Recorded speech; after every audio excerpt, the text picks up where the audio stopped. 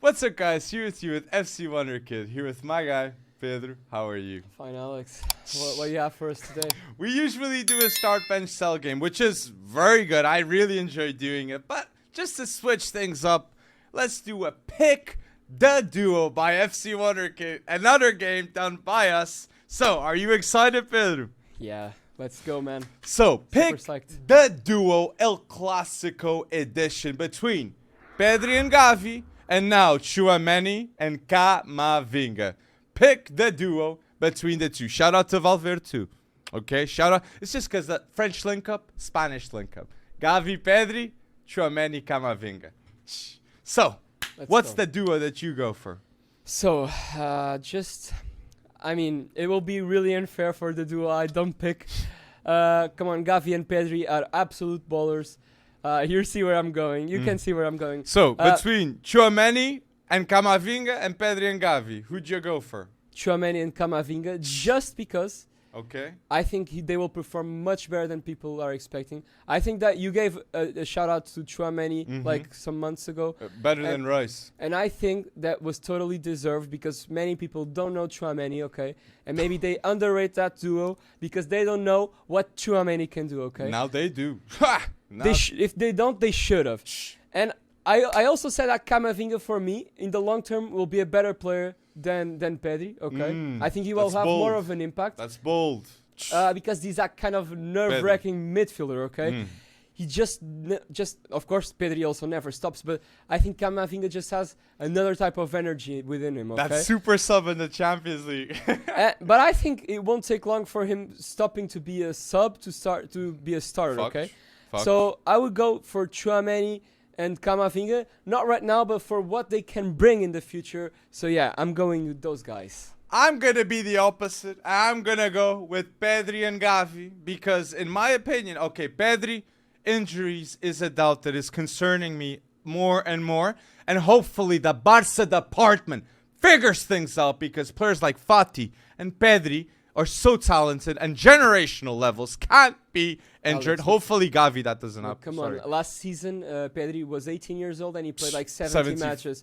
It was crazy. I think that also has an impact because and Fati. He gets fatigue, okay? But Fati is just injury prone.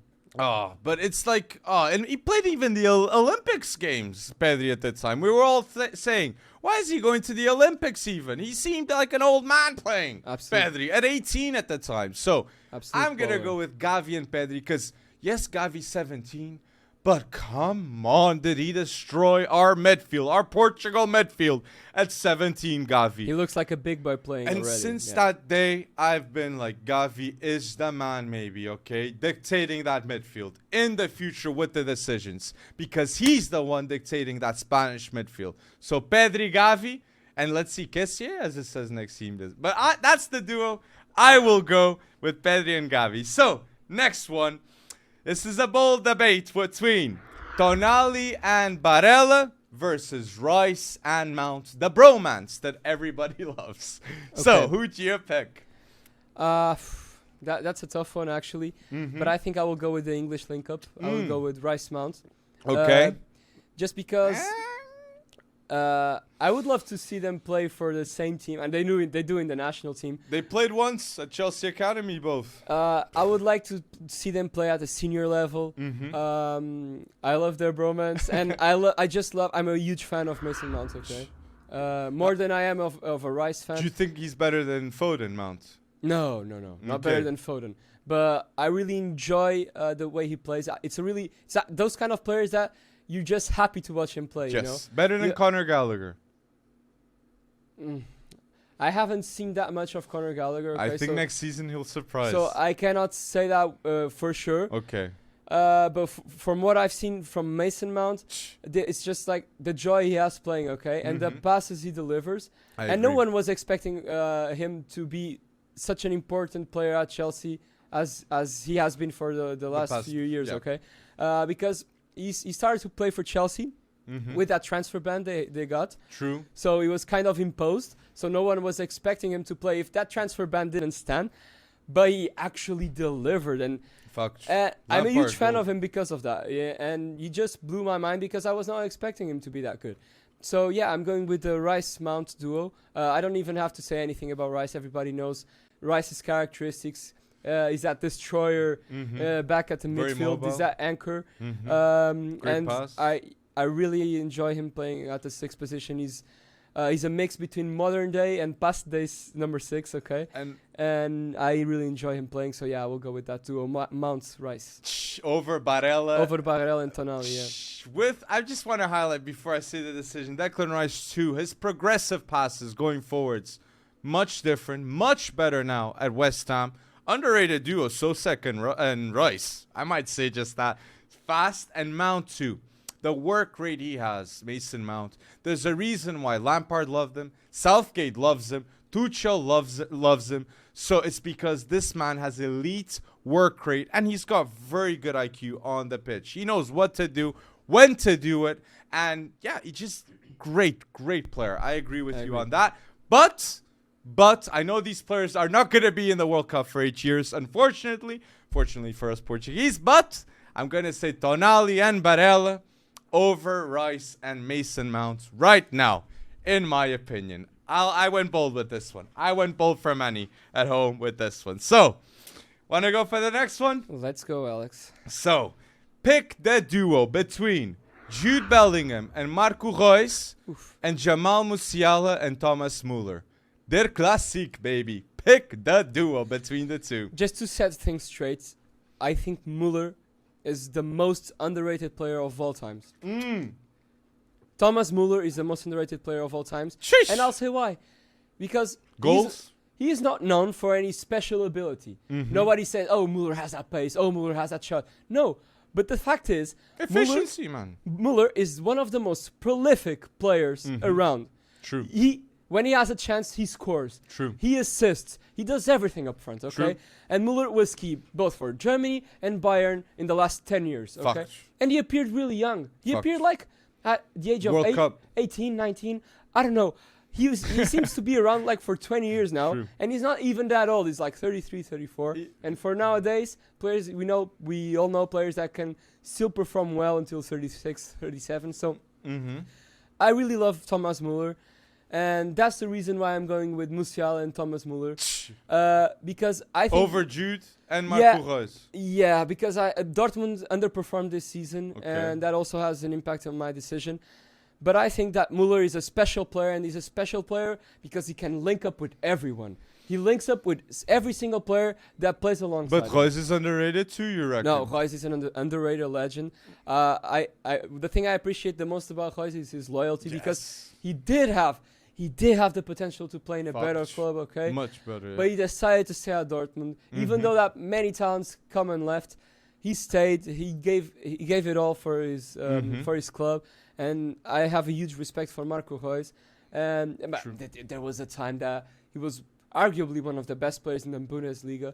In the world, maybe. That pace, that shot, that decision-making. Unbelievable. Reus was just unbelievable. But yeah, I will go with Musiala and Thomas Muller above Reus and Jude Bellingham. But that's a good combination of experience and youth on both duos. But yeah, I think that also at Bayern, Musiala has more chances to prove himself than Jude Bellingham at Dortmund. What? I do to prove himself? I do think so. Jude is the man in midfield at Dortmund. I do think so, but I think that just look at this season, okay? Dortmund didn't perform. Jude didn't get the credit. Okay. He should get more credit. But it's impossible not to get credit at Bayern and at Dortmund. Unfortunately, it's not the same thing. What I'll say about these two duos, Jamal Musiala in the Nations League, he's been balling. And it can be because he's used to playing with that level that is at Bayern Munich, that Champions League elite level. But Jude Bellingham, Marco Reus versus Jamal Musiala, Thomas Muller. I'm going to go with Musiala and Muller too because of the efficiency of both.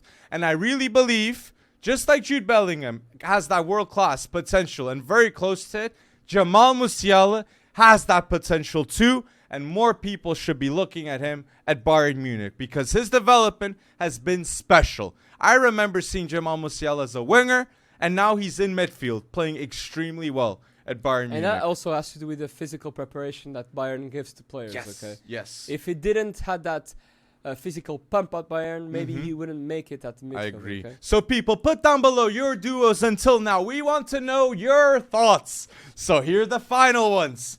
Here, Benzema and Son. Pick the duo. Sorry, Benzema and Son, and Lewandowski and Salah. Pick the duo between these two. Benzema, Son, Lewandowski, Salah. Two incredible duos, right? Efficiency attacking. Okay, people are gonna hate me for this one. I will choose Benzema and Son over Lewandowski and Salah as a duo, and I'll explain why. Before everybody starts hating. Why? Because I think Son and Benzema are more selfless players than Lewandowski and Salah, and I think that they would work better in a duo. History has proven themselves for that. Son playing next to Kane, Benzema playing Ronaldo. I think they are really selfless, and they are players that play for the sake of the team and not for the sake of themselves. Even though I'm not saying that Lewandowski and Salah don't do that, but they are more selfish players in a good sense, because being selfish is not bad in football sometimes. But I just think that Son and Benzema would be a combination of goals and assists that would be just crazy, and it would be enjoyable to watch them playing together, actually. And that's why I picked Benzema and Son. Real, make it happen, man. Why you not? have the money. Son is actually really. I'm just super sad for Sonny, because he apart of being a good footballer, he seems to be a great man. And for him not being picked in the team of the season this year for the Premier League, for me it's a shame. Premier League Golden Boot with no penalties. An Asian player. You don't see many Asian players doing that. I think he deserved the credit. Credit wasn't given to him. Such a shame. And I'm not gonna go I'm gonna go with Lewandowski, Salah, because those two for me this season, they've been, I'd say, an edge with them. But I agree with you in terms of underrated and Son, one of the most underrated players out there for the output he has, and selfless. Great point. That was a great point by the two, because playing wise, yeah, that is good. And can you imagine Son playing like under Guardiola, for example? I think he would be amazing playing under Guardiola. Would he be better than Salah under Guardiola? That's the thing too. Salah is special. There's a lot of hate on Salah for being a Liverpool player too. I think, and the truth is, Salah carries Egypt. And Liverpool's style of play is adequate for Salah. So I think it's best of both worlds too. So Salah, incredible player. But now let's go here with a prime one. It's a bold one. Prime Bale and CR7 versus prime Messi and Neymar. Who would you go? Who pick your duo? That's a no-brainer for me. I will go with prime Bale and prime Ronaldo. Yeah, over prime Messi and prime Neymar. No-brainer. No-brainer for me, because, man, Cristiano Ronaldo is the best player of all time. So when you have the best player of all time in a duo, it's a no-brainer. Come on. And I even argue that Bale had a better career than Neymar. So for me, that BBC trio was one of the best trios in history. No doubt. Real Madrid made it happen. Like, to go against the full team of Barca. And they were the Champions League kings. Okay? Bale and Ronaldo. When you win, I think it was 3 Champions League together, or 4? Yeah. 4. Three. They won 4. Okay. I think they won 4 together. Okay. When you win 4 Champions League together, you just have to be a special trio, okay? Yeah, for me, that's the reason why I picked Bale and Ronaldo, and even because their game style was really alike at the time, okay? True. So Bale was like a copy of Cristiano. True.